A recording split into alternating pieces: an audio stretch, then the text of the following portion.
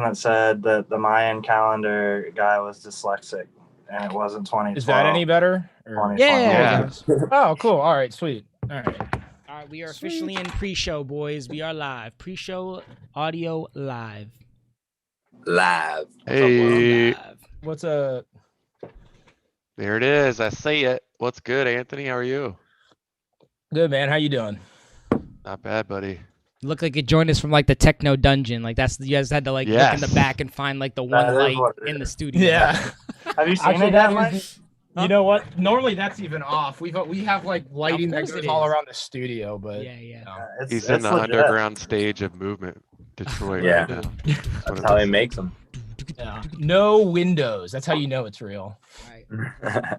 Everybody good? James, you good, man? Yes, sir. Yeah, I'm just sharing everything here. How was Fireproof? Yesterday, yeah, I pretty much live there, so I like it. I mean, it's better than not doing anything. Gala Park coming up? Yeah, I was just in there today. It looks really nice. Hell yeah. Heck yeah. All right, people, get your invites out. We should be live and friendly. Where is it at? Let me see it. Not letting me share. I just figured like 20 minutes, yeah. Okay, let's mute this page. Oh, I figured it out. Oh, boom. All right. Did you tag us? Share this Fear and Lowe. Two birds with one stone. Yeah. 1 second. Cool. Yeah, The corrupt page is being difficult. I'm pretty sure. It's actually not letting me share to my Intel page. What the fuck? Yeah, that's what I'm getting. I just copied the link though. I'm gonna try that. Shout out to go to Mike's page and try it. I just did it on Fear and Lowe page. Oh yeah, good call. All right. Oh. Are we live on YouTube? Is this working? YouTube. There we go. We're good. All right. It did something. I shared it. I think. I give up. Okay, that's It my still chat isn't letting me. box. Don't need that. Hey, when are you gonna use that official Columbus DJ podcast mic? When it stops dropping out. All right. Should be. He's a gamer. He's a gamer, man. Got to get that sexy audio. Might just have to give up here on the corrupt page share. We're just on his iPhone. Is ours bad? Is it like breaking up at all? No, you're good. Nice. No, you guys are fine. Ooh, there it is. iPhone's always reliable. Yep. Okay, that's good. That's good. 6:29. Anything we need to do before we go super live? I mean, we're live, but like we need to go. Like, no, just I'd be really. You guys can hear me fine now, right? Should we go shirtless? Okay, fuck yeah. All right. Yeah, I'm down. Just saying. Let's go. This is our second time having you guys on guests. I'm pretty sure our guests want to see shirtless. But... Yeah, man, it's gonna be weird. Now we can get in all like the deep, weird stuff about DJing. Now all the pleasantries are done. No. So 5 days into 2020, anybody got a? Yo, those first few days were nice though. The first few days were really nice. Really nice. They were nice. I felt like a whole new man. Now here we are again. Yeah. Do we want to touch on that at all, or just pretend like it has not, like it's just? I'd rather not. I'm pretty sure there's enough out there that we. Yeah, I'd rather not. We're not gonna solve it since we're not politicians. Yeah. You guys don't think we're gonna solve it in like 2 hours on a podcast? No. Personally, I think this is the best platform to get it going on. I mean, I mean, we could probably just dive into it real quick. What is up, Carlin? Carlin in the house. Shout out to Peter. Peter on the lights. Yep, and he's our first person in the chat of 2021. Let's see. Nice. A lot of firsts. Okay, well, we're going to start the episode, and James, I'm not going to forget this time. I got it on my little pad here, ready to go. Oh, here it goes. Yeah, you guys are going to love this. We're going to start the episode. You guys can't see any of this, but guys, welcome to 2021 Columbus DJ Podcast, first episode of the year. I'm here with my co-host, DJ Corrupt. What's up, buddy? Hello. Yeah, we're gonna have an animation when That you was announce me your name. spreading positive vibes on I'm everything. gonna clip that and make it an animation for when we do that. But Happy New Year, bud. Happy New Year, man. It's good to keep this going. 2021. Yeah, dude. 33. I can't wait episodes till we in. get Tiesto on here. Oh gonna be man, awesome. he's so does he know how to work Zoom? He probably does by now. He's like He probably has a team that just sets it up for him. it's just a Tiesto robot. That's what I think is happening. He just finds all like the producers. They walk him into the room, and it's like the Tiesto robot, and he just takes whatever synths they use and makes it a Tiesto song, and then they get popular, and the Tiesto robot goes back into hiding. Dude, we got Intel now though, so it's like same thing. The Intel robot. Basically. Yeah. No, all the brain and all. Yeah, you know. But before we get into our, we don't have to do introductions. You guys should know these guys, but we are going to go to the introduction of the show, which is right here. You guys can't see this, but it's dope. Does it have music? It's got to have like some sort of like chime. Oh, it's got music. You guys just can't hear. Okay, cool. Yeah. Like, you know how like when Excision starts his Subsidia thing? We need to get that going immediately. Oh shit! I'm watching it on the I'm watching it on the stream. Actually, It's not Mike. bad, Nice. right? It's all of our No, pictures. it's pretty kind of coming yeah. out. It's not bad. Can we? Expensive time. Can they hear us? Yeah, they can hear you. I think that's gonna be like the joke is that we just talk over it every time. Dude, I was about to say some real wrong stuff. I didn't know we were on that. No, We're no, live. yeah. We're live. It's always on. Once we're live, we are always My on. mom on here? I think she just She's joined. My dad wait, what's should be going on? watching. I'm worried about her. She's late. Oh shit. But guys, you Oh, we should got know the- these people already. I'm gonna let them at least tell like the 30-second version of who they are. We're gonna go right into it. Entel, who are you and why are you here? Intel, just melodic techno and house, progressive house producer from Columbus. I'm here because I love talking about music, and it's something I do every day. So, Dope. And guest number 2, could you guys please introduce yourself? We're Fear Lowe. We're tech house and minimal tech house duo from Columbus. We're here because you guys asked us to come talk with you, and we like talking with you. Cheers to that. Yeah, cool.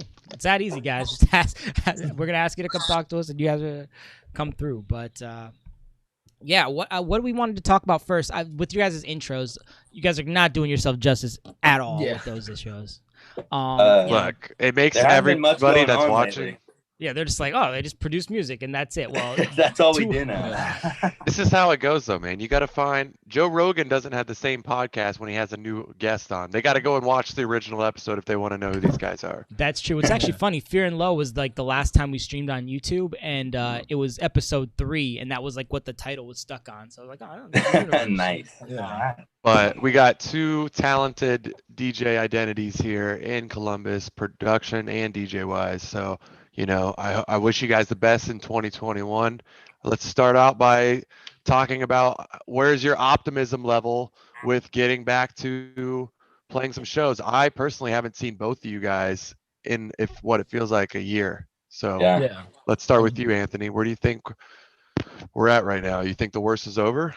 No, well, I mean, I think that's a subjective question. But in terms of shows and stuff coming back, I mean, with the vaccine, I want to say we're going to get music festivals and everything back, and I'm not going to count out like end of the year larger events, but I still think we're going to miss another festival season. But with a vaccine, being optimistic about, the leadership we have coming in and what they've said they're going to do, I guess, we don't know how that's going to play out. I'm hopeful that there's going to be some type of vaccine program that whether, we get it in the spring or the summer, I do think we will be able to resume at least club shows by the end of the year. If not, I expect New Year's Eve might be the first taste of large scale events really coming back, where it's not like, a drive-in or something, just like no bars held. Hey, we've got enough people vaccinated, and I say that from like an insurance provider standpoint that they, a large event could probably get to back their event. So that's my The inside scoop. Yeah. Inside. How about you guys, Intel. Alex, Zach?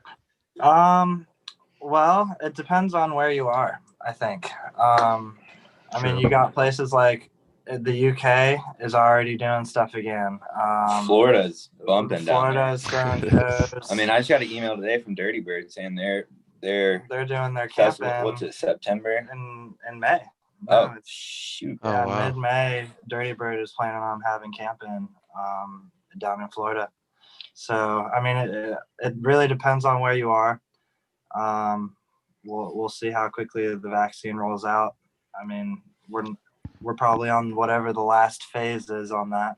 I'm optimistic though. So- Short answer. Same Yeah, with I'd say definitely festivals. by the Yeah. end of the You think year. maybe fall festivals at least? I think, yeah. So what I've been saying is what a lot of the festivals tried to do last year, where they pushed everything to the fall, is what I see happening this year. So any of the spring fests will probably just try to reschedule to the fall of 21. Yeah. And then we'll just have a really crazy fall festival season. I think we can all agree that we care about safety. We've learned a lot about all Definitely. this year, and we just want to see that vaccine just pump out as fast as Yep. possible. Right. That's the You know, ticket. can I play devil's advocate for a second though? Because in Yeah, that same that's breath, you what- guys saying shows in like Florida stuff, I'll be honest with you, I had a really hard line stance that I was not okay with shows, and from a safety standpoint, I say that. But what support has our community as a whole globally been given that, you know, gives us an option to not try and get out and work too? So, you know, the places where it is happening, it's kind of gotten to a point where it's like, if you're not going to give us options for other, you know, other ways or means, like, well, of course we're going to do what we're best at, and that's Right. make Right. people happy and dance. You know, I mean, I think that's everybody's Right. goal. So Sure. yeah. Yeah, it's funny. It's cool to talk about this stuff too, because you know when you talk about being optimistic, you know everyone's gonna go wild when this stuff comes back. Like it's fun to think about that, like how nice it's gonna be to be on a dance floor and to be at a festival set of like one of your favorite artists, like Right. after a whole year of just, you know, it's Not gonna be sitting good for down on a mental health. couch. It's gonna be good for everything. Plexiglass next to you or something. Yeah. Yeah. It'll bring a whole new Everyone- experience to VIP exclusivity. Those plastic bubbles that you can be in, just roll around. Yeah. Hey, that's an idea right there. Yeah. Bubble party. There I'm you down go. for that. I'm down for the bubble party. You know, you have 2-person bubbles, 6-person bubbles, or whatever it is. Just rolling I around. thought you were talking about the hamster balls. Yeah, that's what Damn. I'm saying. Or Two just people like on sock those? and boppers. Or not sock and boppers. What's We're the just one that you beating can people run up into? now? together? Sumo. The sumo ones, yeah. Sock and boppers. Where the hell? He just All right, Get Mike, away. take over. I'm done. No, man, you're cool. You're cool. I just want to say to everyone watching, let us know you're here by saying something in the chat. You know, this is a very loosey-goosey episode, so if you have questions for these guys, let us know. We'll be sure to reload them. My question is, I want the year roundup. Like, what did you guys release? What hit hard? What didn't? What surprised you? I want you to go in depth on both of your years, because you know, your intro just says tech house producer, progressive house producer. But I feel like the reason I asked you guys to be on the show is because I feel you guys are leading the charge when it comes to releasing music in Columbus, at least in the house realm.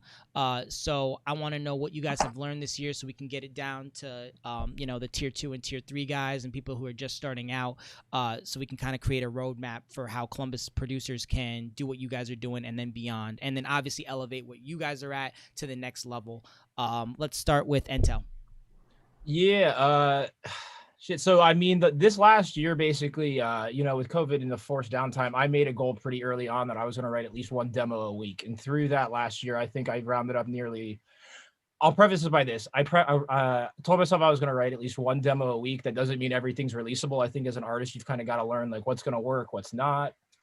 And so through that, my main goal for the last year was get to a place where I could push all original content on sets when shows did come back. Because when you see these big names and these people touring through, 9 times out of 10, it's because they can do majority. And that's not within what I want to do. I want it to be mainly original. I think that speaks loudly on your brand. So I made a pretty big focus on original productions because, you know, what is one thing Tiesto and I had in common all last year? We could only DJ from our kitchens. So at that point, I looked at it, you know, there is no excuse to not be spending time in the studio. So that's really where I put my efforts. And through that, I put a new outreach on, you know, reaching out to labels. And through that, I picked 4 outlets. So this past year, I wrote 70 songs, and I only sent them to 4 outlets. I knew exactly which labels I wanted to be on.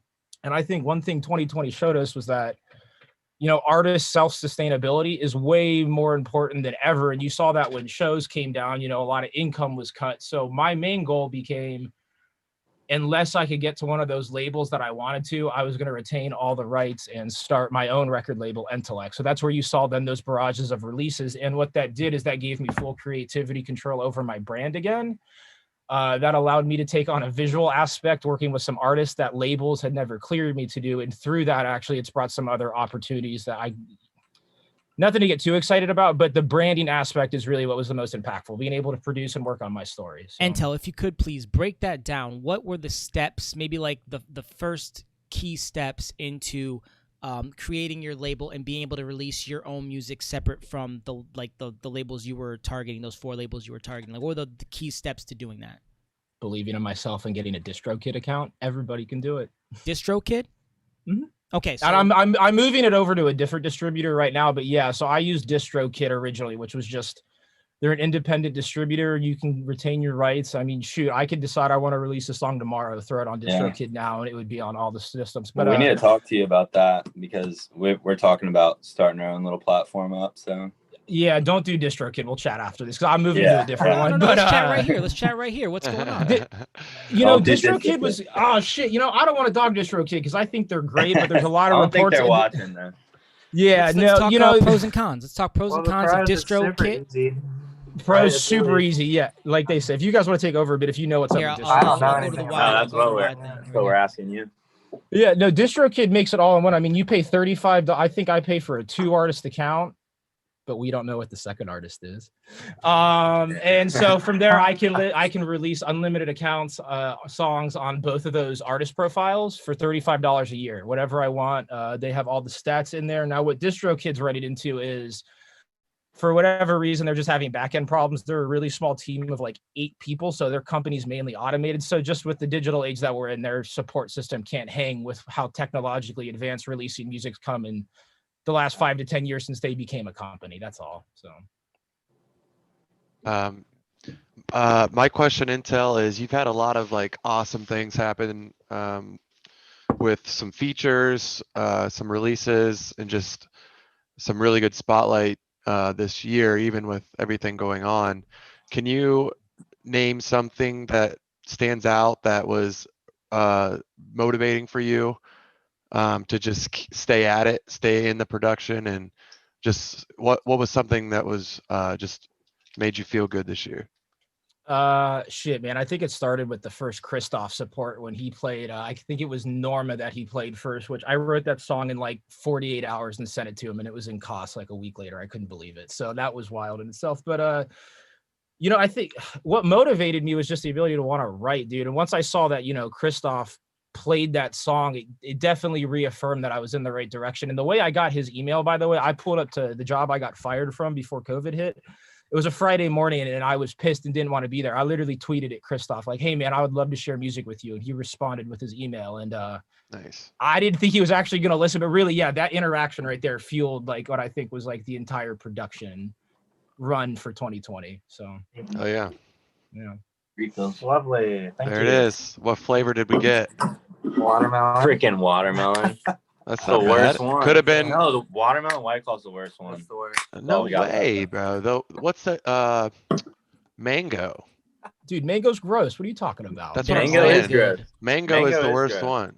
But Let's get a chat going. Worst White Claw flavor. I want to know what if everybody you guys said. haven't heard of Christoph, by the way, who Anthony was talking about, go check him out. He's really awesome.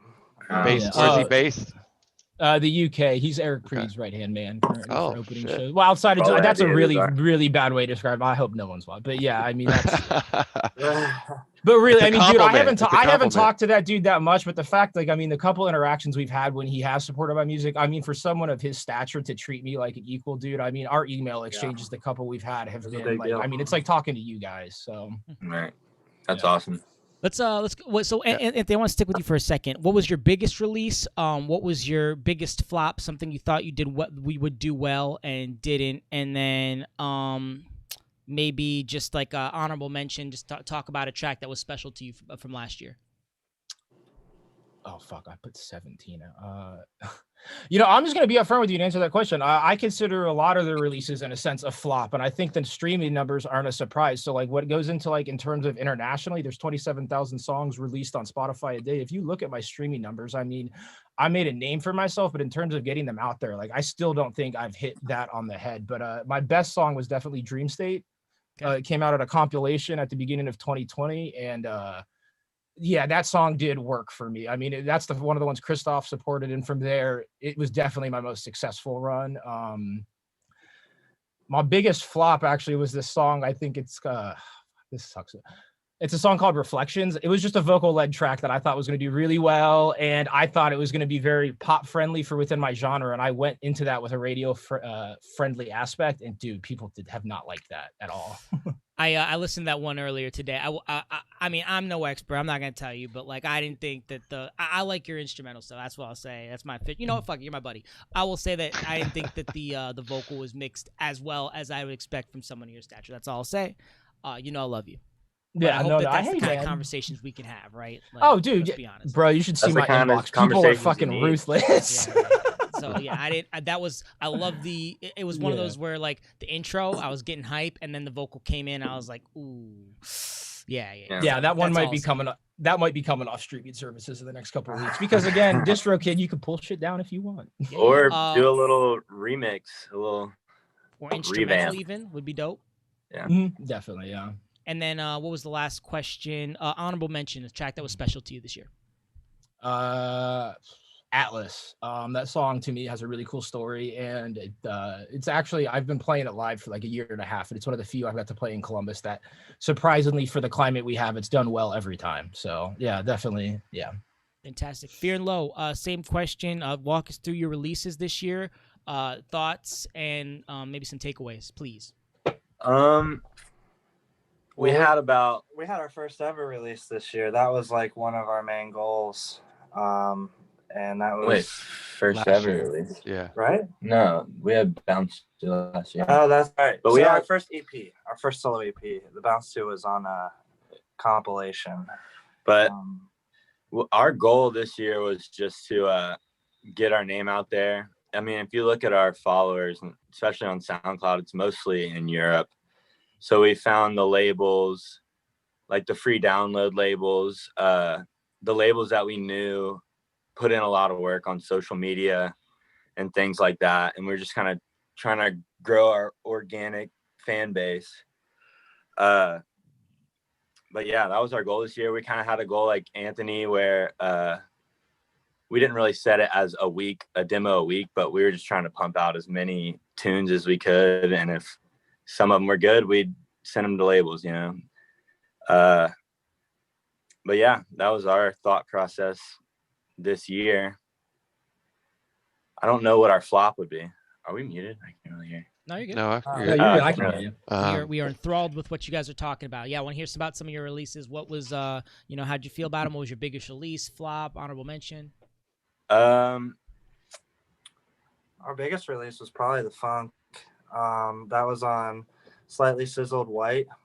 It ended up being their second release ever. It was like a sister label to a tech house label called Slightly Sizzled. It ended up hitting like the top 10 on Beatport, which is pretty crazy, being our second EP ever. What else is there to say about it? Dude, I gotta chime in. You guys crushed with that release, by the way. That might be like my favorite thing you guys have put out. For Thank you. That's vibey, bro. I appreciate it.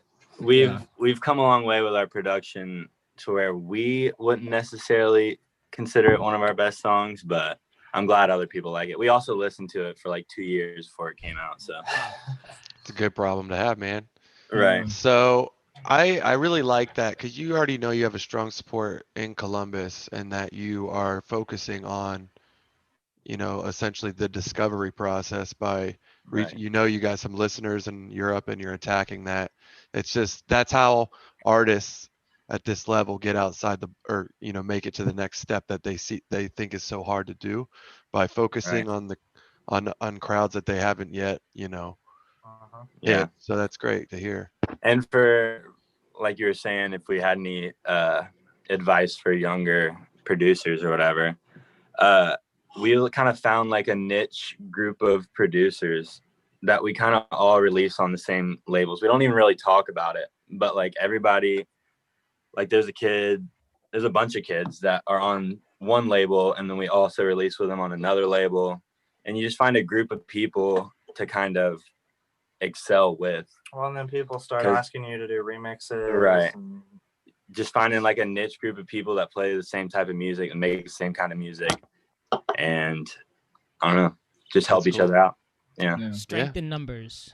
Heard Right. that. Dude, the support systems are essential. Like, I mean, I feel like Right. more of my friends, at least like, I mean, like as far as like the genre I produce, more of my friends are like internet friends than real life friends within. Right. I mean, I've got I Max feel with like me here in Columbus and that's it. Yeah, I Like- feel like most of our successes and most of our signings really have been through an Instagram message. Like we'll put a preview up on our Instagram story, and like one of those people that we release around know somebody with a label and sends it to them, and they pick it up right there on Instagram. So it's like it's good to have little niche communities like that, I feel like. And Intel, you made a good point, you know, like coming out of Columbus, Ohio, not many producers are just Max is similar.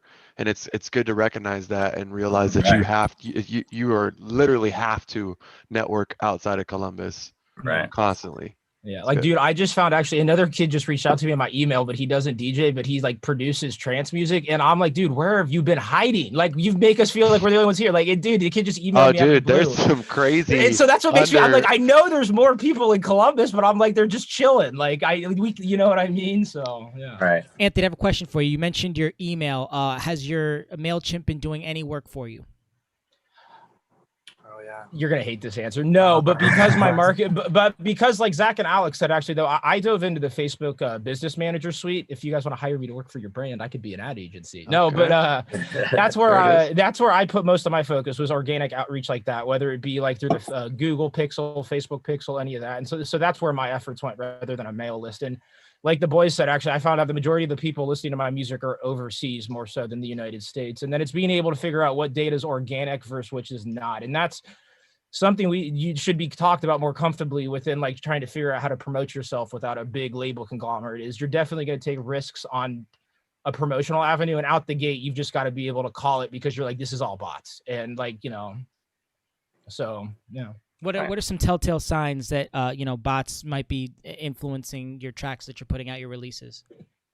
Go to somebody's Spotify profile and check out the cities that well, basically, Yeah. okay, I don't want to say someone's Spotify profile, but yeah, man, just check out at people's cities. I mean, for me, I got placed on a playlist through a promo push, and it was great. It was getting me a lot of streams, but out of nowhere, all of a sudden, my Spotify artist profile was like 200 streams from Piscataway, USA. And I was like, all right, there is not 200 progressive house fans in Piscataway, USA listening to progressive house every day. Immediately got myself like, then I pulled myself off that list. So But I does mean, that help at all? Like, so maybe it's like, you guys can tell like who's inflated, but I mean, is it one of those things where who cares whether it's inflated? Now the algorithm is, plugging Entel stuff because I listen to a Fear and Low track. Is it working from that stance, even though it's not necessarily like the most honest way?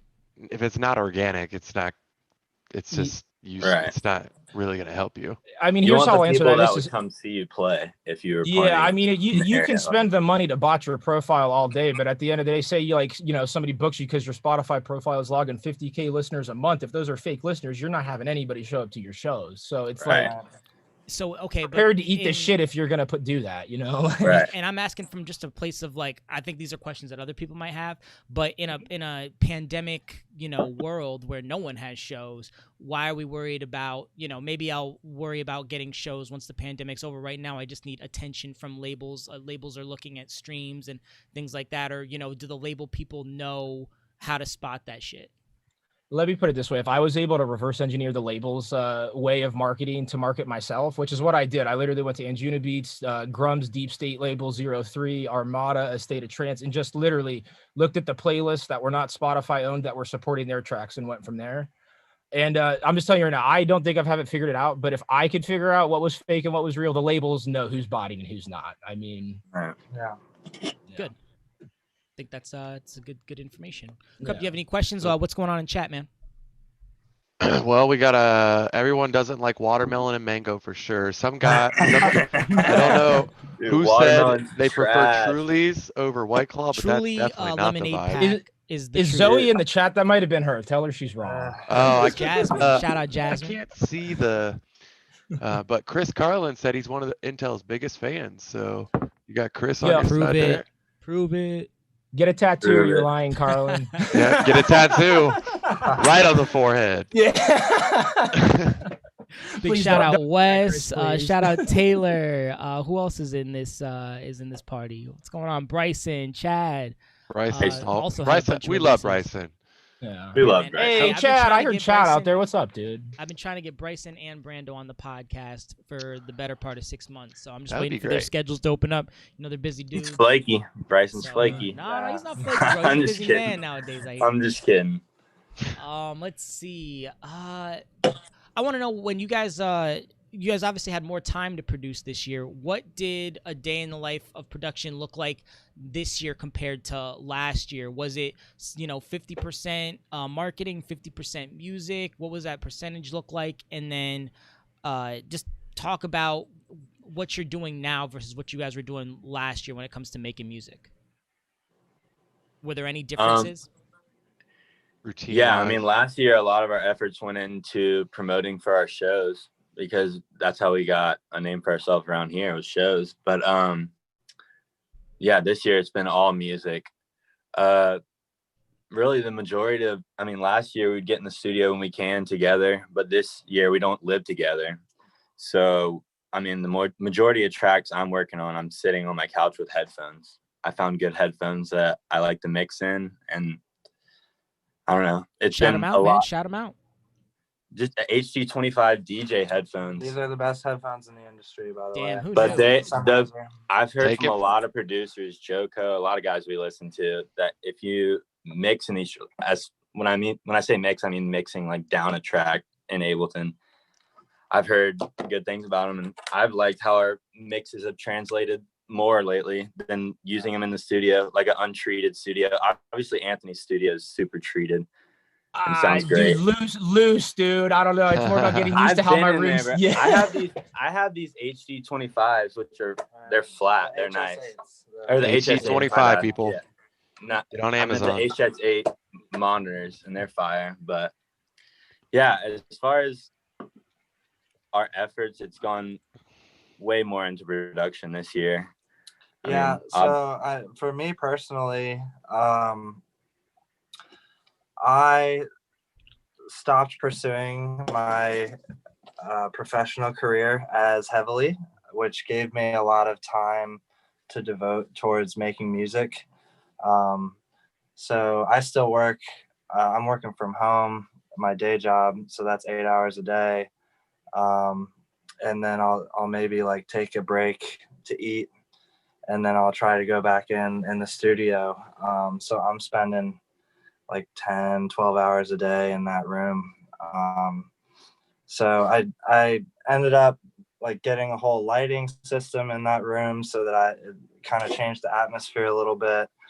But like Zach said, we're not living together anymore. So we're just kind of doing our own thing. And then we'll get together to finish a track, kind of bounce some finishing ideas or maybe get some feedback from each other. After a good session, when we start feeling good about a track, we'll throw it up on our SoundCloud profile so that we can listen to it in the car or listen to it on headphones or show each other. And that just kind of gives you a different perspective, even from mixing in headphones or mixing on studio monitors. Right. Yeah. Just The more different sound systems you can listen to what you're working on, the better, I think. I was gonna say it's probably good to have you guys split up temporarily and just kind of brainstorm at different times, a different I think environment. so for sure. Yeah. I think we've both gotten better because a lot of times when you're in the studio together, you almost like feel like you have to explain it to the other person before you do it. Whereas as far as like if you're in the studio alone, or if I just have my headphones on the couch, I just try shit until it's, yeah, exactly. So talk about, like, you guys had also been pretty consistent with the live streams. Talk about your Kind of. I mean, I see it on Facebook all the times. Did we go to It's- Intel for what the typical day looks like? And did we get to hear that? Oh, Real quick, Intel, if you could yeah, just go kinda ahead. tell us, 'cause Sorry, I know how much work went into that studio. So like, tell us let's about hear how it. you built the studio and then what's kind of going on with that now. We'll start. The studio's never done. I mean, there's always shit you want to do to it. But yeah, we've got about 2 years ago, me and my buddy Tyler Stark, he produces under Pinwheel. Check out his project if you like bass music. The kid's killing it. He's got some incredible stuff coming out this year. But Yes. about 2-3 years ago, Tyler approached me, and we both went to school for music production. So we come from studio backgrounds. we had an opportunity to jump into a place that was very affordable rent and start building it up. So we stripped the rooms down to its studs and just built this place up how we always wanted. And our goal was to make it catering towards, you know, the electronic producer rather than most of the studios in town were they catered towards the band. So we wanted to be the opposite of that, you know. And through that, I've been full-time music the last year. It sounds more fun than it's been, I guess, given the times we're in. But a typical day for me, dude, I get up in the morning, work out immediately to get the mind right, and then I'm at the studio probably 8 to 10 hours a day. And my girlfriend hates it because I come home and 9 times out of 10 I open up my laptop, get on headphones, and I'm right back to it after we It's eat. funny So, because I she'll mean, tweet I don't know how about it big too. of it. Yeah, she Yeah, will. what's Yeah, up, big Zoe? shout out, Zoe. Yeah, but she puts up a lot, man. I love her. But dude, that's really my typical day, man. And that's how I wanted to structure 2020. I mean, you know, we couldn't play shows, so my whole goal for the last year was, one, treat my body a lot better and become more healthy, because, you know, there's a great party aspect to this, but you've got to have respect for your body so it can survive the party. So it was about kind of getting that in check and then just flow into writing, man. And like the boys said, then it's all about experimenting, figuring out, you know, what you want to stick. And through that, I've kind of found a really consistent sound that I like. So, yeah. Nice. Dope. Sorry, Krupp. Go ahead with your question for Fear Low. Well, one more question to Intel. What's your favorite addition to the studio this year? Ooh, great question. Ooh, right here, my Moog. Oh yeah, I remember you. Was that talking this about year? I feel like you had that for a minute. Oh, you mean from this year or just my favorite edition? Yeah, I I said said this year. shit. He heard us. He heard us. that. Zach, what's the My call out? boys. Hey, That's right. Chris, I know it. It's You're lighting flipping by, for dude. Christmas Gonna lights. let that I shit knew it. slide. Got All that. right. Dude, but shit, yeah, I really haven't. To be honest with you guys, it got to the point where I invested in this room, dude. It was this space. I've got everything on my laptop. I got Omnisphere recently, but I mean, outside that, man, it became a tool of, you know, I've been doing this for close to 10 years, so it's not really about acquiring new tools. It's making sure I know how to use the ones that are in front of me. Amen. So, Sure. yeah. Dang, insightful. So yeah, what's the journey with the live streams been like, Alex and Zach? Sure. So it really started with just us wanting to play for other people. We have a set of decks in our house, which not a whole lot of people have. And we started when COVID hit in like March, April, we had that 10-person limit. So we picked a group of 10 people and we kind of had mini parties with those 10 people for 3 months. And it was fun, but we wanted to kind of do it more for a wider audience. And you started to see a lot of the bigger names do streams. So we started with just a laptop webcam, just pointed it at our setup in our living room and started to do a weekly thing where the group of guys, about half of our core group were DJs. So we just created a lineup from that. And I don't think we did it weekly, but about every other week. Right. You guys had me over for one. It was a lot of fun. Yeah, we had Anthony over. We had Governor over for one. But then, I mean, as time went on and we realized we were going to keep doing it, we got a nicer webcam. We've done it in a couple different locations. We've been asked. Shout out the webcam real quick. You gotta shout out I know how I am about my stuff. Oh, it's some knockoff Chinese. It's called Wei Chi. It's a really crappy. Sounds legit. Would you put this against a recommendation or no? It's not nice. I don't recommend it. Okay. Oh, no Fear and Low endorsement. Damn. Yeah, but Zach's mom just got a GoPro that we might be upgrading our streams, so watch out for that. But it does. Okay. GoPro 9. How much do you know about the GoPro? Because I'm about to ask some questions.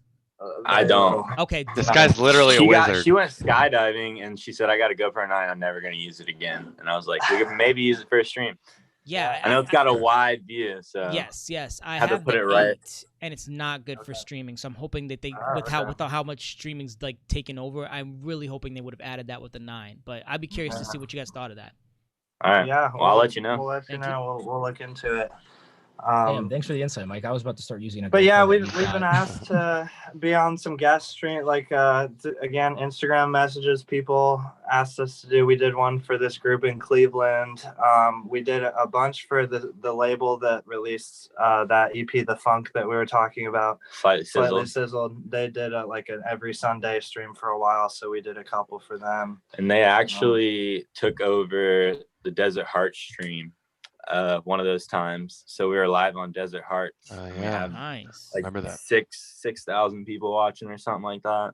Wow. Yeah, so if you don't know who Desert Hearts is, they're one of the biggest house labels in America right now. And their Twitch channel has like 110,000 followers, so that was pretty crazy. So again, it was just really the streams were to keep spreading our name while we were being, hindered a little bit. So sure. Real quick, why don't you shout out some of the DJs that you did your in-home live streams with? I know it's been pretty cool to watch, Jimmy come in shape. We actually started a little collective, I guess you could call it, called OPE. It's called OPE because what does everybody in Ohio say when they bump into somebody? It's OPE. So yeah, Jimmy Gent has been killing it, taking quarantine to learn and figure out what sound he wants to take on. He's been killing it. Jeff, Frank, Benton, he goes by Benton. Like, again, I mean, really quarantine has helped them to be able to learn how to DJ very quickly. Like they're already great DJs. Solid. Yeah. Right. I mean, we book them for every show, or every live stream we do. And then obviously Max, who's killing it. So he goes by Bach Oven, by the way. I know we've been referring to him as Max a lot on this podcast, but shout out Bach Oven. Bach Oven. Wait, shout him. He's got a new EP coming out soon too, dude. I love that. Shout that out. Yeah, on what, Nueva, I think, right? It's a three-song EP, so make sure to look out for that. Well, while we are shouting out people, at Corrupt, I figured it out, man. Today I was working on podcast stuff. I did a bunch of links and, cleaned some things up, and I figured it out, man. I figured out 614 releases and how we're going to do it in the future. So what we have to do is we have to make it a playlist that people want to be on. Because right now, I'll be honest, people don't really want to be on it. I don't get emails or messages from people like, hey, throw my song on here. And the way we fix that is if we have 10 people watching right now, thank you to everyone watching. But please, there's a link, and I'll put it in the chat right now. But it's a link to our Spotify playlist. And what I basically did is I thought of, as many Columbus producers as I had time for. I copied their top 10 songs, and I threw them in that playlist. And I was rocking out to it today until... Big shout out to you, dude. I feel like every time that I was really, really grooving, and I was grooving the whole time, but if every time I was really, really grooving, it was one of your tracks that was on there. But I'm just going to keep doing it. If you're not on there, it's as simple as messaging me and saying, hey, put my tracks on here. We're going to do it for all guests. So it's not just going to be Columbus. If you've been on the show, you can be on the playlist. But anytime someone releases a song, hopefully they want to be on that playlist because we're going to build a following of people over the next few weeks that like the playlist, that follow the playlist. And then that's going to be a way for us to get the music out there. And then also us to source the music because, hopefully we get a big enough following that people want to be in the playlist. So that's what we're doing for this year. That's the big push. I think I might have solved it. It's just a matter of getting it out. So there's 10 people here watching right now. Please, guys, I'm going to put it in the chat. Go check that out. Is this a Spotify playlist? This is a Spotify playlist. Spotify, okay. So, can I chime in there for upcoming artists too, just to build off your playlist? That stuff, it doesn't matter if a playlist has 10 followers or 10,000. Getting your music onto Spotify playlist, Apple Music playlist, YouTube channels within the first 24 to 48 hours is essential to how your song's going to perform. So younger producers out there trying to get their name out there, reach out to every playlist. Most of these places on Spotify have contact info in their details within the about this playlist. So it doesn't matter. I mean, that is super important to what we call the algorithm. So definitely get your music. That's good advice right there. And then please share the playlist with anyone you can, especially DJs. I don't think there's any reason that a DJ in Columbus who's been on the show shouldn't like this playlist. It's free. I mean, if it's even local if you follow, support. This is everything. This is the easiest way. If you've learned something on this podcast in the 33 episodes and the over 60 guests we've had, if you like or trust me or James or anyone else we've had on the show, please like that, share it, We want to build it up so that people want to be on it, and then when we can kind of start sourcing tracks and show what Columbus has to offer and build everyone up. So I think I really hope I solved that this year. I need some help from everyone in the community, and I know you guys will help me out with that. Mike, have you problem. tried Spotify? I mean, not Spotify, Facebook groups like the Country Club Disco one? And there's a lot of like DJ Facebook groups out there, and they'll like every other week will throw up like a Spotify playlist thread or something like that, and you'll get, I mean, tons of people, I'm sure. So wait, what you're saying? Post that link in that thing? That seems kind of. Are you in? No, it's a solid group. Are you in Country Club? Yeah, there's a group called Country Club Disco. It's a Mike. lot of the people in the Midwest and really all over the state. Yeah. And so if I show it to them, they'll support it. Is what you're saying? Yeah, cool, for sure. Everyone in there. At least you'll get a few. If you could text and there's that to me, websites James, out there too called like SoundPlate or Daily Playlist, where it's like literally people like you that just everyday people that curate playlists, and you can throw your playlist on there. And what it does, if people submit music, it makes them follow. It's kind of like a download gate for your playlist. Yeah, sure. I mean, like I said, I'm just trying to do it so that people want to be on it. It gets attraction, and then hopefully, it helps out with everybody's, numbers and attention. I mean, I think I've said everything I want to say about it. But you guys, Fear and Low, you guys released "Know It's Love" recently. I want you to talk about that because that's the first one on my 614 releases notes, please. Yeah, it's we've been really liking the like tribal percussion, lots of bongos, lots of rim shots, and I found the vocal, and for some reason I don't know why, but all of our songs are about love. Like that's how house music is, bro. I guess so. House music is love, but yeah, it was one of those projects that came about really quick. I think we probably finished it in like 2 days or something like that. But again, it was I posted a preview of it on our Instagram, and there's this label, Toasty Beats, another free download label that has a lot of traction in Europe, and they get good support for a free download label. That's another thing we look at is like the support that they're getting and who's playing their tracks. So our friends Rossi and Sean Guillermo run that label in the UK. And they saw it on one of our stories, and they were like, we need it. That one dude, Rossi, for whatever reason, it's his favorite song that came out this year, which I'm glad I could speak to somebody like that. And really, we had some big labels in mind to send it to, but the fact that he loved it so much, I was like, take it, dude. Like, we'll have other songs to send to big labels, which is our goal for 2021 is some bigger labels. But yeah, I don't know. I like where it ended up, and it made its way to like their third biggest track. You found the vocal on like I found the EDM. No, it was like it was an R&B vocal. Oh, an R&B. Yeah, vocal. I don't know. Yeah. So Guys, don't you're ripping my secrets. All my vocals come from R&B packs. Yeah, don't tell them. Don't tell them. That's how Love it. If you're on Splice and looking for a vocal and you're making tech house, it doesn't matter if it's tech house or pick all genres and look for whatever. Yeah. Smart. Cool. And then Entel, you released Luna on a small label called Anjuna, right? And that was a remix you did for Gabriel and Dresden, who we remember when they were in town. You had a very nice interaction with them. Talk about that interaction. I think you may have mentioned it on the last podcast, but talk about the interaction with them and then that release, please. Yeah, I can talk about it. Like, it says our broadcast was interrupted, by the way, on Facebook. Oh no! All right, hold on. Maybe not. I don't know. I don't see my that. voice is copyright. So Yeah. My voice. Yeah, right. Never mind. Yeah, dude, Go the ahead, Gabriel Entel. and Dresden remix. I think that the greater thing for the state real quick is like how this went about has always been kind of the goal for Entel, and maybe like my biggest downfall in what it was definitely my biggest downfall in how I was going about stuff, because a label like Anjuna Beats has always been the goal. And I told myself a couple years ago I was pretty done signing to labels until my music was ready to be on a label like that. So I'll say that. Meeting Dave, dude, actually shout out James, dude, you gave me that show. But yeah, after the show, Dave Dresden just wanted to get a slice of pizza. So we went over to Late Night Slice. And, dude, it was just a music conversation. It was the first time anybody of that stature in the trance scene had even, like, one, given me the time of day, two, just treated me like a human, dude. I mean, he was one of the most nice dudes in the world. He said Columbus reminded him of the hometown he was from in Connecticut. we had a good laugh over how where he's from, the town always prioritized sports over the DJ show, and I was like, welcome to Columbus. Yeah. But from that, man, we started to exchange some emails, and I sent Dave a couple demos just because he said, hey, you know, I'd love to hear more from you. And I ended up sending him dude, I can't even believe he sent this to Anjunabeats. It was such a bad song.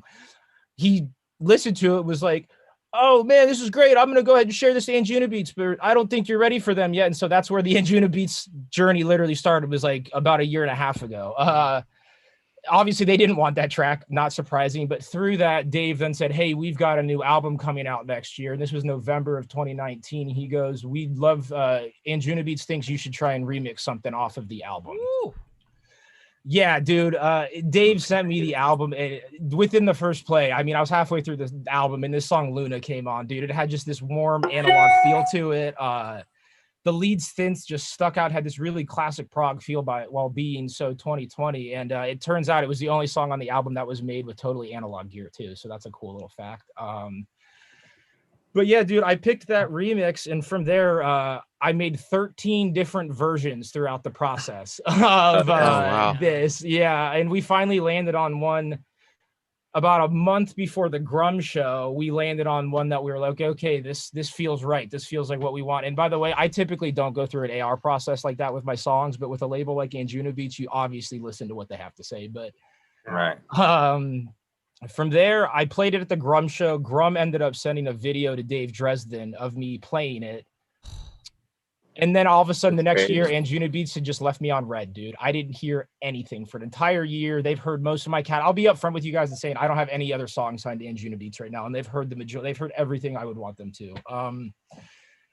I got a text from Dave Dresden, like maybe like the first week of December. And it said, hey, big news. Congratulations. They are going to put your remix out. And this is after you, like, I'd given up on it, dude. So that just shows you how long you got to keep persistent.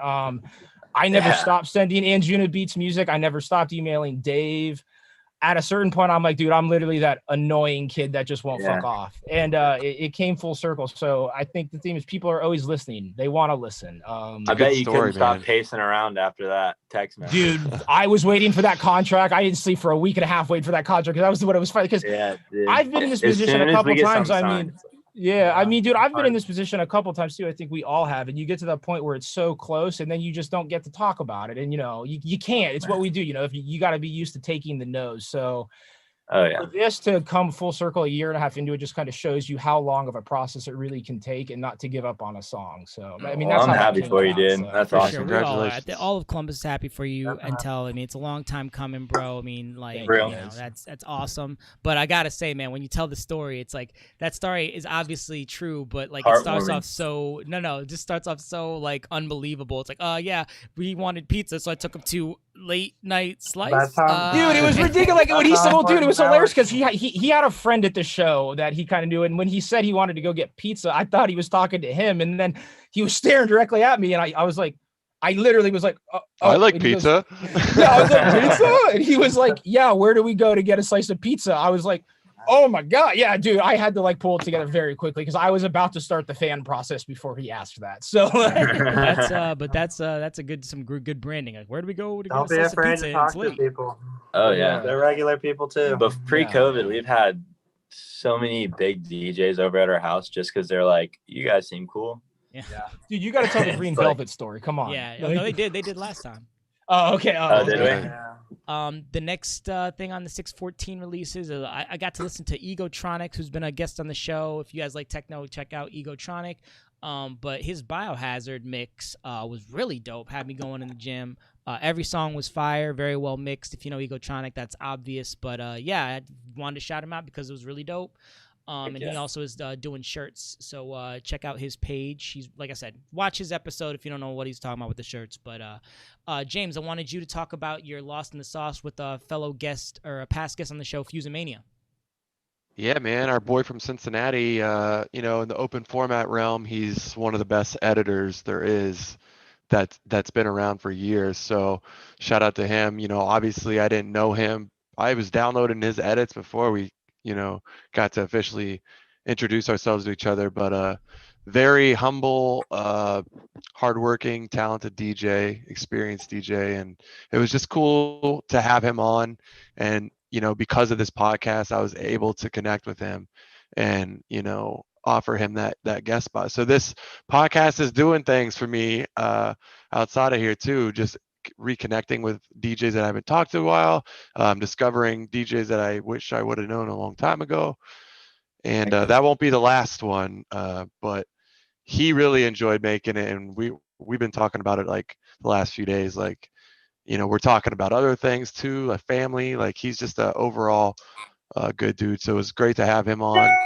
And you know, the Lost in the Sauce, you know, has been important to me because it's been a 4-year project about. So we're almost to episode 50, Awesome. and yeah, it's great to have him on. Corrupt, I wanted to ask you usually do a little bit of your music before your special guest. What like route did you take? Did you do like a year mix, like all your favorite tracks from the year, or did you just kind of whatever was hot from the past few weeks or since the last episode? How'd you go about that? The last few Lost in the Sauce episodes, I would say that I've been staying on downloading music, and so what I'll do is I'll create a folder of like new likes, like new shit that I like, new edits that I like, and some from Beatport, some from the music subscriptions that we both have. There's, you know, a lot of these open format edits are now becoming house edits. I don't know if you've noticed, like Mike, everything's getting housed, whether it was a hip hop track or a throwback top 40 track. Like, people are starting to finally understand. And I'm just eating this up. Like, I've been waiting for a show, and it's actually been re-inspiring to get back in the studio and work on music too. So, but yeah, I think just like what I'm finding recently over that last month or two is what I'm putting into my most recent Lost in the Sauce. You know, James, I want to talk about what you've been doing in the studio, man. You took that little break. You announced last episode, or maybe 2 episodes back, that you're back at it. So what have you been working on in the studio? Is it similar to your last EP? I know you mentioned that you were going to kind of take a different direction. Yeah, and that's exactly what I'm going to do. Don't get me wrong, I love bass house, and I think I'll continue to make it. But as an open format DJ, I want to go into this year making more of things that I can play consistently live, but that I can also tie into and promote on my handles, and that can still potentially get me booked for an electronic show or festival. So there's going to be more remixes this year, and you know, of popular songs. I kind of got away from that, and that really was helping me grow my SoundCloud and kind of make moves in the open format circuit. And when I went to strictly bass house and underground, I just wasn't finding the ways to promote that. Like, I just didn't know how to get in that market. On top of that, I've kind of become cool with Corrupt UK, and you know, I'm not really trying to I'd be so identical. I mean, we both are. Our first names are both James too. It's just crazy. Wow. Like, That is Wait, wild. really? I was with you the night Yes. you texted you. Dude, my brother's buddy That's buddy knows that kid out, or that guy out in the UK, or not knows, but he messages him on his music page, and he talked about you. He's like, "Oh, you're from the Corrupt Columbus. I love he's that cool guy." as hell. Like, he's a great guy. Yeah. And you know, we've been staying in touch all year because, you know, he's been telling me frustration about how UK was closed, and of course, apparently it's reopening, so that's good for him. But yeah, just, you know, it's just like, it's not that like he's the reason I'm changing direction. You've seen what I produced in like the last 6 years. Like, I get inspired from so many different things, and it changes all the time. And what happened this past year was, like, I felt obligated to produce bass house. You know, part of it was like, you know, am I going to lose Forrest if I don't produce bass house? Like, I can't think like that anymore. I need to produce what I want to produce.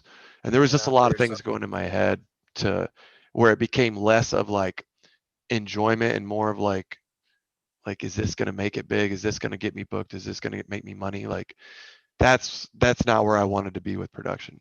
That's all about to change. I've been brainstorming this for the last 3 months. So yeah, I'm just excited to just produce what I want. It's funny because I'm pretty sure the night that you found out there was another Corrupt in the UK, I was with you, and you were like, "Oh, this guy with the same name." Now you're like, "He's pretty cool." I don't know. Well, the whole story's funny. the story is funny because, you know, we weren't cool at first. Like, you know, I had the copyright. I'm hitting him up through, and there was lawyer. Right, I remember. And I was just like, he was just like, dude, it doesn't have to be like that. He's like, I actually like the UK at the end of my name. And I was like, that's cool, man. Like, and now that he's like actually like growing at a rapid pace and like we're cool, like I'm not gonna be that guy. Like am I gonna hold on to the US trademark? Yeah. But like I'm not gonna fucking like every time I see something that doesn't say UK, I'm happy for him. I think we can coexist. You know, I'm signed to a great agency that is open format, and I'm gonna ride that. That's me anyway. You know, I'm always gonna be in clubs playing open format. So and how many streams would you say you've got? You know, you've had over the last year? Because of I knew you were gonna ask. No, I'm kidding. You know what? I've had both happen. I'm pretty sure people have hit me up, and I thought they were talking about UK, and they were talking about me. But I've also had his fans reach out too, and I've been tagged in blogs that were trying to tag him, and I reach out to those blogs, don't get me wrong, and I tell them, no, you got the wrong corrupt. If somebody messages me on Twitter and then DMs me, they're like, oh no, I loved your new track with Wax Motif. I'm like, no, bro, here's the guy you're looking for. And I told, and corrupt, he knows that I'm sending everybody back to him and vice versa. Like, yeah. That's cool, man. I love. Every time I hear something about those guys, I laugh. Max Bakoven said, "Sounds like you guys need to fight." We see enough fighting. You know what? No Only bullshit. We talked about booking him and having like a whole corrupt battle at Dahlia. That'd be sweet. Not That a would battle, be but I fun. would love that. That'd be Like a friendly battle. That'd be fun. big plane ticket though. Yeah, Like, we'll uh, see. But I don't Power think. sets. I think Gallop to be honest though, do I really want another corrupt coming to Columbus? Why not, Probably man? not. Dude. Why not?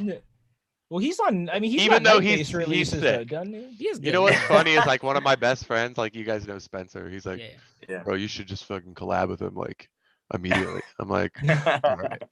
What are you gonna call the track? Like, Corrupt. Corrupt squared. Yeah, Awesome. duh. Yeah. oh shit. That Anyway, was easy. We came up with 4 options. Next question. DJ boxing is next level. Chris Carolyn said. The last thing I had on 614 releases is from yours truly. I did my 2020 year mixes. Any of you guys who've been following me for any span of time know that I try to take the songs that I really, really liked from the year, put them into a mixtape. And it's really cool because now it's kind of become like a journal of like my musical likes kind of throughout the year. So if I'm in the gym or something, I'm not want to listen to new music, I can go back and be like, this is what we were listening to in 2015 and pick up stuff. Yeah. So check those out if you feel like it. That's also in that Spotify link. Let me boom. You can find that on that link on the Spotify. It takes you to the same Spotify that the Columbus DJ podcast one is on. So working there. So yeah, check them out if you feel like it. What else, guys? Entel, you said you wanted to bring some topics onto the show. What do you want to talk about, man? Oh no, I just meant I was down.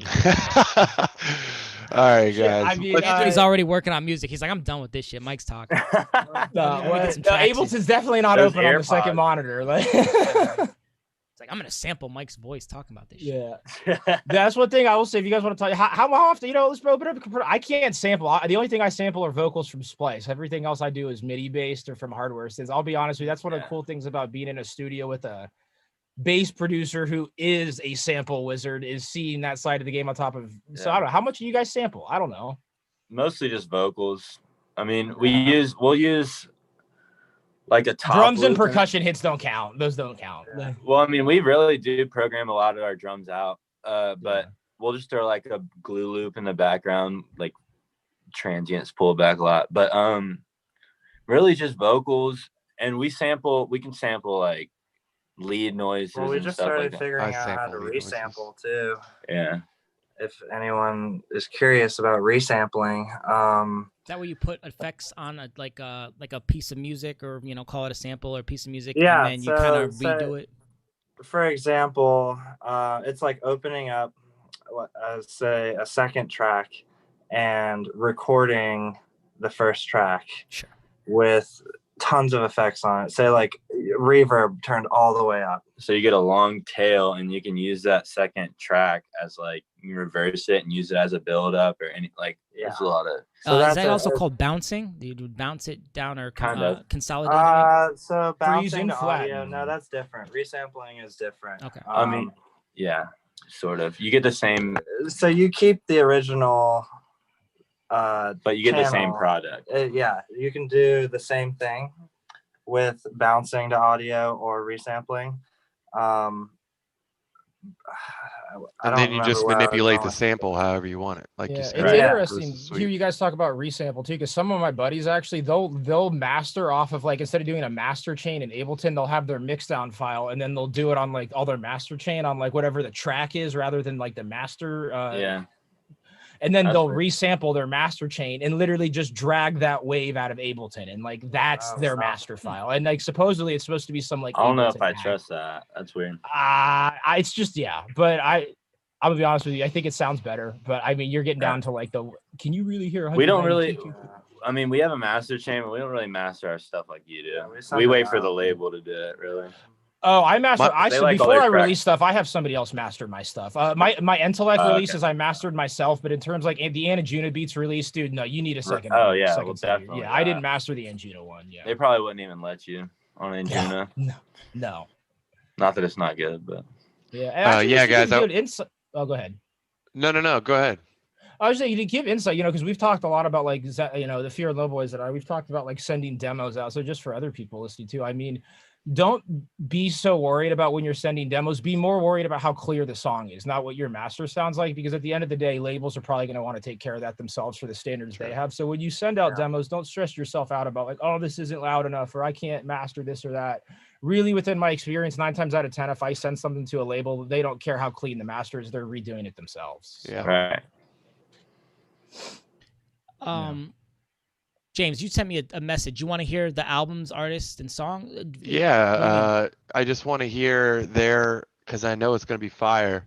The your 2020 annual top album of the year for 2020, top artist and top song. But don't do it yet because I have to pee before I pee my pee. I have to pee too. Let's go. Dang. All right. I have to think while you guys are peeing. Cool. Anthony, is there anyone you want to shout out that you want to collab with or something like that? Or how have collabs been going this year? And like, I always wonder, like, what's the collab process like? Is it you guys pick which one project template it works for both of you? Or is it like, now is it zip files back and forth? They open it up. Okay, they fix some things and they send it back. Like, how's that working nowadays? Shit, dude, it's kind of a multi-level question, because to be honest with you, I mean, like Zach and Alex came over and Max came here, and that's great because we're sitting in the same room. Zach and Alex and I, we never finished the track, but like Bakov and I's collaboration, phenomenal, because we were sitting in the same room and we got to work off each other. But to be honest with you, internet collabs have never really gone well for me. And I do have 2 out there where the artist involved, the only thing he contributed were stolen melodies. Nice. And then I produced the entire track. So to be honest with you, I've kind of moved away from collabs just because I don't know how else to say this. I've been taken advantage of a couple times and made look like an idiot in front of some pretty big labels because of my collaborator. And I've been able to recover, obviously, because I have nothing to hide. But so like going into collabs, I'm going to be honest with you. I don't know if I have the best answer for you right now. So you gotta trust them. Trust the person you collab with. Yeah. And so in that same breath, actually, I just finished up a collab with a dude from Toronto named Senzor. And the first time in my life, dude, I've ever had somebody reach out to me, cold call, and be like, hey man, I've got this like little thing going on. And dude, this kid sent me a 30-second loop that I was like, I don't want to change it.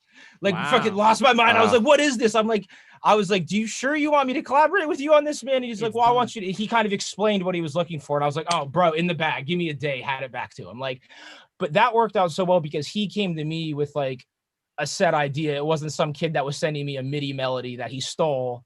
Right. Asking me to make him a track, which, who if you're that person's watching, you know who you are. Have you been able to monetize your assistance with other people's, like whether it's on the mix down or like what you're doing with, the back and forth like that?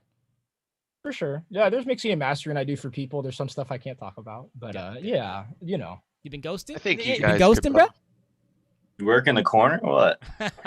That too, man. I Hey, think you guys could 2020. both monetize doing some sound Yeah. packs down the road too. You know, to be honest with you, that's a big focus point for me in 2020 is I'm actually trying to get in contact with Splice and trying to figure that out, because within the last year of production, what I found is I've accidentally created these project templates, my own sample packs. And I think with insane some of those samples, I have to be careful because, you know, I have relayered, say, like, you know, snares or, you know, made my own kicks.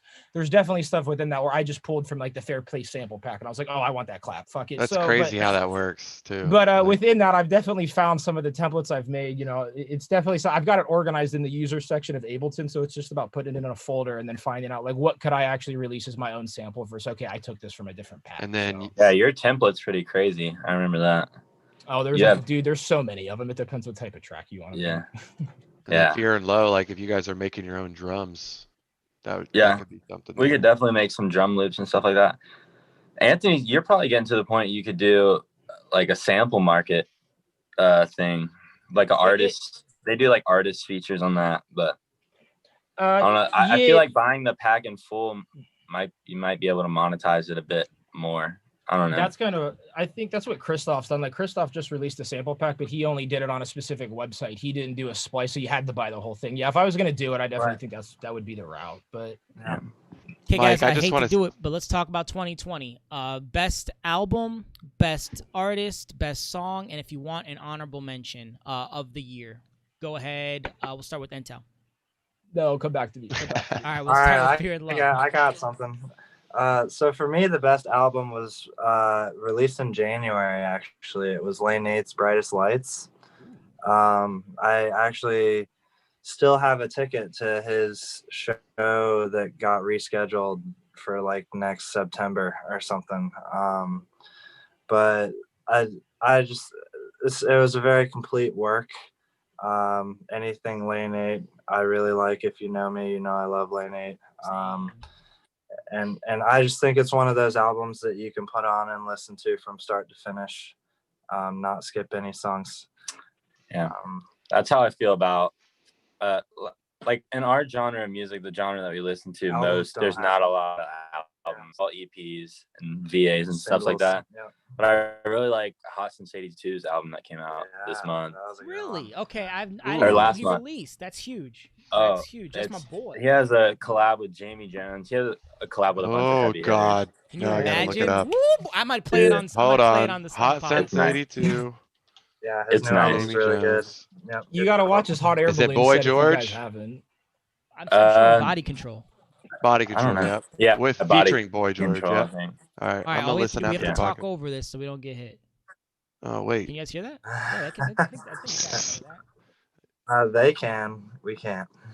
Oh, it's not for you. You already know. I like that. Song So okay, so that was album of the year. Yeah. So artist for me, minimal guy, Toman.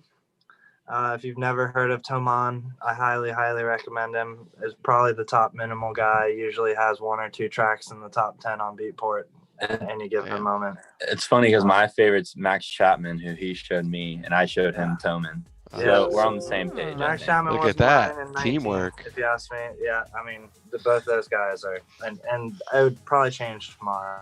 Yeah, really. But both of those guys, highly recommend. Oh, They're groovy. What was the other question? Honorable Song that's mention. Wait, honorable mention. just This dude named Intel okay. from Columbus. He's fire. Check him out. Stock's going up quick. Yeah, stonks. Honorable mention. I don't know. Who's been good? I'm trying to think of who just put. There's a dude named Fred Simmons coming out of the UK. He's like right up my alley for sound. He went to Tool Room Academy and stuff. And I feel like he might blow up this year.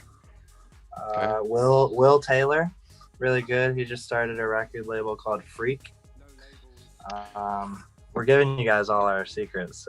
Before we go to Intel, because I know he's ready, I just have a quick question for you guys. When you guys are looking at for music on Beatport and trying to like do whatever, I know you're mostly in the tech house section, but do you guys also go in the deep house section a lot? Because I could see your guys' music going back. Minimal Deep Minimal, tech that's is right. another. Minimal is what I meant. Yeah. That's where honestly most of our stuff I mean, a lot of our stuff Yeah. comes.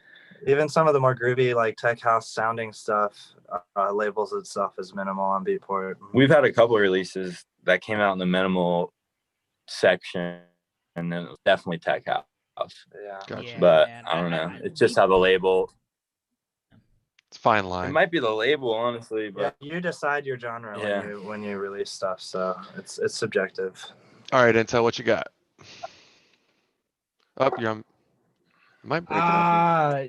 Dude, I gotta back up with No, he's Alex, man. thinking. Still don't have an album? That late, no, dude. Because to be course, honest with yeah. you guys, something this is gonna be a really bad answer, but the only songs I downloaded this past year were the ones I put in Intel Radio. I mean, I really shut out the world, and I know it's a cop out answer, but it actually came from a Hero Bust interview. And if that just shows you guys, like, I pull influence from like the dubstep world too. I'm not just paying attention to trend, but Hero Bust said when he blew up, people asked him what he was listening to, and he said no one. Yep. And it's because not because dude, he I thought he don't. was I the don't best. listen to anybody. So, like, I don't mean to cop out, but like, I don't like one thing, a goal I set for 2020 was to make sure I'm listening to music as much as I'm making it, because I really did shut that out to make sure I wasn't getting too much influence from like the Right. outside world. But that said, dude, the Lane 8 album was phenomenal. Yeah. I've got that on vinyl. Yeah. Song of the year, dude. I can't believe it didn't get an Ibiza season, but Phantoms by Christoph and Camel Fat, man, like that track is just screams like After Hours Beach. Like, dude, I love that. Honorable mention. I mean, this shouldn't even be an honorable mention, but shout out my buddy Charles D. He had his first release on Preta Presents. Oh yeah. You absolutely Yeah. fucking massive. I mean, dude, I'm calling right now. That kid's about to be. He's a dude from Brooklyn. He's about to be all over the place. Absolutely phenomenal Mark release. it down. Yeah.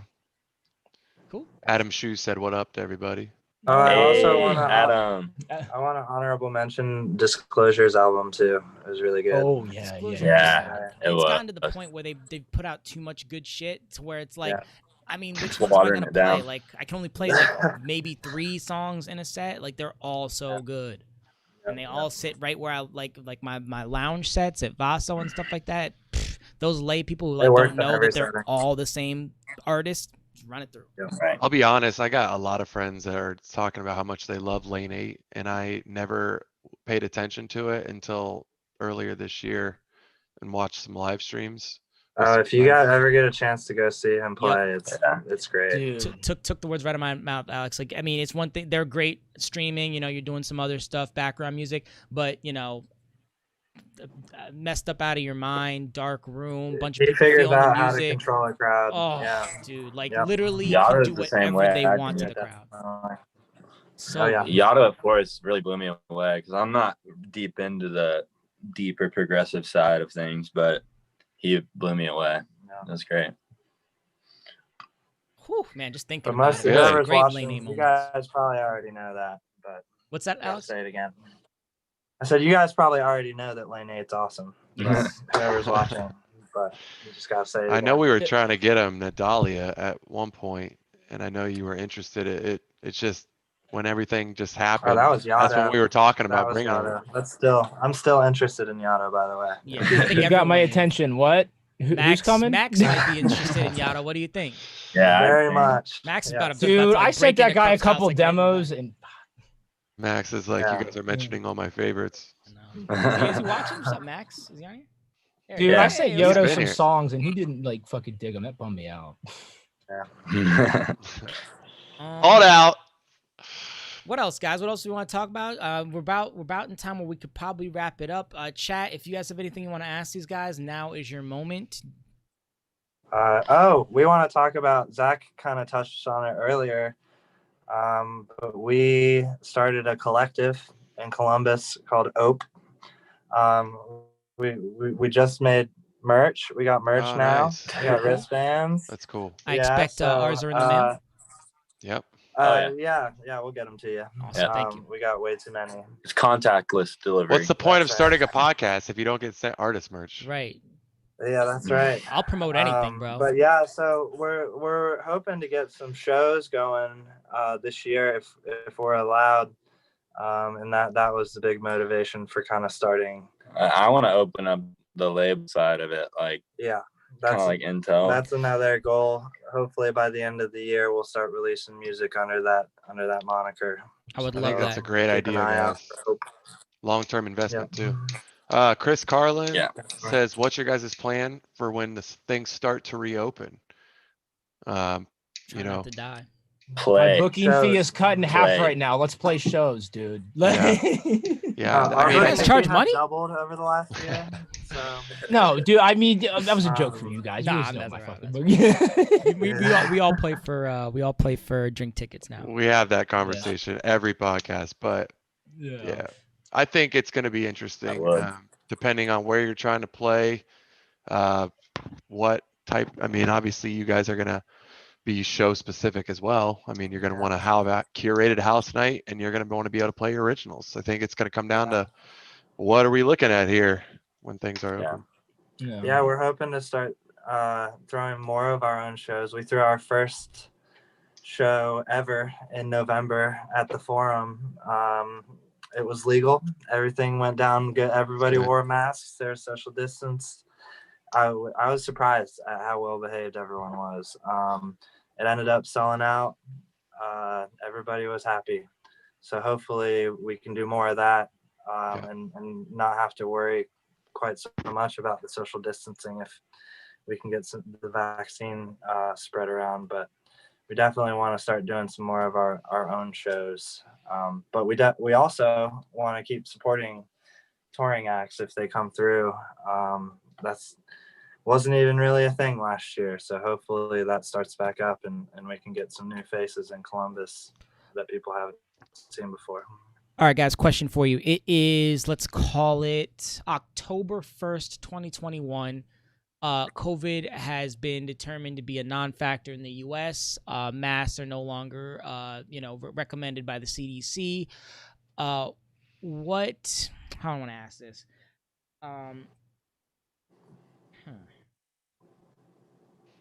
I don't know. What do you guys? How do I want to say this? What are you guys gonna do? It's all over. What are you guys gonna do? Dude, I'm on the first plane to New York City. Find me at Quantum Tour. Brooklyn or some shit. But then after that, I play my own shows. Going But to I'm an going Eric right Pritz to, epic show. Yeah. yeah, dude, I'm going right back to NYC for a club week, and then I'll resume Entel shit. Definitely then going you to guys- a festival. Definitely going for a festival. Yeah, whatever festivals that It weekend. doesn't matter what it is. Right. Probably freaky Yeah. deaky.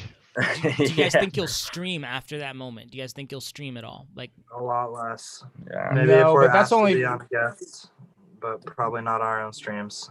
Yeah, I won't stream, but that's only because I haven't been streaming. My whole thing was, I saw I'm your- very We jealous really of. haven't I saw either. your Home Alone set. Yeah, I'm very jealous of what the guys have done and like creating a consistent avenue for that. But I kind of dropped the ball, so I just kind of put all my eggs into like 2021's basket of crank out the material, dude. Like like. If you've been working on Right. building your Twitch all year, I think you should stick to it to an extent. I think that's a great.